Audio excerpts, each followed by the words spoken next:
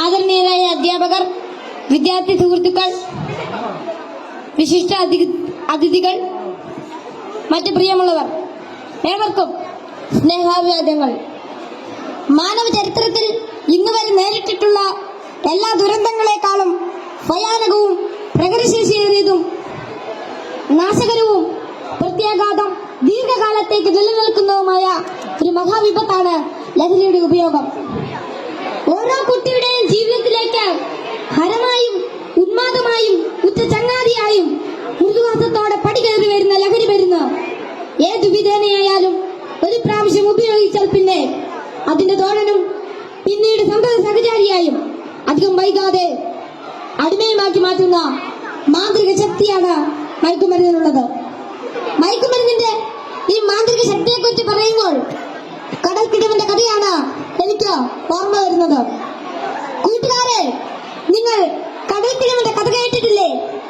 വെയിലാറുന്ന സായാഹ്നങ്ങളിൽ കടൽ തീരത്തിന്റെ മണൽത്തട്ടിൽ നടക്കാനാവാതെ അവശനായി കിടക്കുന്ന വൃദ്ധനെ കാണാം.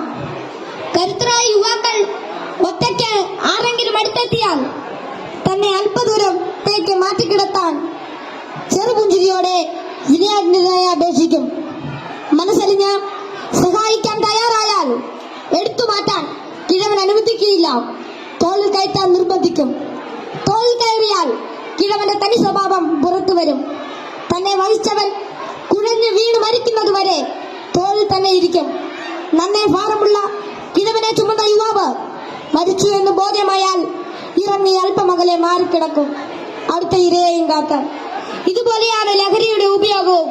ഒരു പ്രാവശ്യം രുചിച്ചു നോക്കിയാൽ പിന്നെ രക്ഷപ്പെടൽ അസാധ്യം എന്നല്ല, എന്നാലും വലിയ പ്രയാസം തന്നെ. മയക്കുമരുന്ന് ഉപയോഗിച്ചിറങ്ങാൻ പ്രേരകമാകുന്ന ഘടകങ്ങൾ പലർക്കും പലതാണെങ്കിലും പരിണിതഫലം എല്ലാവരിലും ഏതാണ്ട് ഒന്ന് തന്നെയാണെന്ന് പറയാം. ഉപയോഗിച്ച് തുടങ്ങുമ്പോഴുള്ള രസവും കൗതുകവുമെല്ലാം മാനസിക സംഘർഷങ്ങൾക്കും ശാരീരിക പ്രശ്നങ്ങൾക്കും വഴിമാറും. പിന്നീട് ഇതില്ലാതെ ജീവിക്കാൻ കഴിയില്ലെന്ന സ്ഥിതി വരുന്നു. ലഹരിക്കാംശമായ പണം കണ്ടെത്തുന്നത് പ്രയാസമായി തീരും. അപ്പോൾ അതിനായി കുറുക്കുവഴികൾ തേടുന്നു. അങ്ങനെ അധാർമിക ജീവിതത്തിനും കുറ്റകൃത്യങ്ങൾക്കും പ്രേരിപ്പിക്കപ്പെടുകയും കുടുംബത്തിനും സമൂഹത്തിനും നിയമപാലകർക്കും തലവേദനയായി മാറുന്നു. ഇതിന്റെ എല്ലാം ബാക്കി പത്രം എന്ന് പറയുന്നത് നിരാശ, ഏകാന്തത, മാനസിക പിരിമുറുക്കം, ശാരീരിക പ്രശ്നങ്ങൾ, മാനസിക വിഭ്രാന്തി എന്നിവയാണ്. ഈ പ്രശ്നങ്ങൾ ഇവരെ നിഷ്ക്രിയരും നിർജീവനുമാക്കി തീർക്കുന്നു. അങ്ങനെ കുടുംബത്തിന്റെയും സമൂഹത്തിന്റെയും നട്ടെല്ലാകേണ്ട ഇവർ വീടിനും വീട്ടുകാർക്കും നാടിനും തന്നെ ബാധ്യതയായി തീരുന്നു. ലഹരി ഒരു മഹാവിപത്താണ്, സമൂഹത്തെ കാർന്നു തിന്നുന്ന മഹാവ്യാധി. ഇത് ബാധിക്കുന്നതാകട്ടെ നാടിന്റെ സമ്പത്തും രാഷ്ട്രത്തിന്റെ അടിത്തറയും നട്ടലുമായ കൗമാരത്തെയും യൗവനത്തെയും.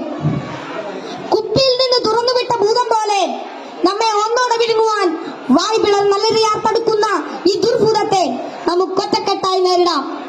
ലഹരി എന്ന മഹാവിപത്തിനെതിരെ സന്ധിയില്ലാ സമരത്തിനായി നമുക്ക് അണിചേരാം. മയക്കുമരുന്നിന്റെ ഉപയോഗത്തിനും വിതരണത്തിനും വ്യാപനത്തിനുമെതിരെ കൈയോട് കൈകോർത്ത് നമ്മെ തന്നെ കാത്തും കൂട്ടുകാരുടെ കാവലാളായും ലഹരിക്കടിമപ്പെട്ടു പോയവരെ ചേർത്ത് പിടിച്ചും ലഹരി വിമുക്ത നാളേക്കായി ഐക്യദാർഢ്യത്തിന്റെ ഉരുക്കുകോട്ട തീർത്ത് മുന്നേറാം. ഉറച്ച തീരുമാനവും വ്യക്തമായ കർമ്മപദ്ധതികളും കൃത്യമായ ബോധവൽക്കരണവും കൊണ്ട് നമ്മുടെ കൂട്ടുകാർക്ക് ചുറ്റും നമുക്കൊരു രക്ഷാവലയം തീർത്ത് മനവും കരവും ഒന്നായി ചേർത്ത് ഉറക്കെ പാടാം. ശിരസ്സുയർത്തി പറയുക ലഹരിക്കടിപ്പെടില്ലൊരു നാളും നാം. ശിരസ്സുയർത്തി പറയുക ലഹരിക്കടിപ്പെടില്ലൊരു നാളും നാം. വരം കണക്കെ കിട്ടിയ ജീവിതം എറിഞ്ഞുടയ്ക്കുകയില്ല നാം. വരം കണക്കെ കിട്ടിയ ജീവിതം എറിഞ്ഞുടയ്ക്കുകയില്ല നാം. ശിരസ്സുയർത്തി ശിരസ്സുയർത്തി ശിരസ്സുയർത്തി പറയുക ലഹരിക്കടിപ്പെടില്ല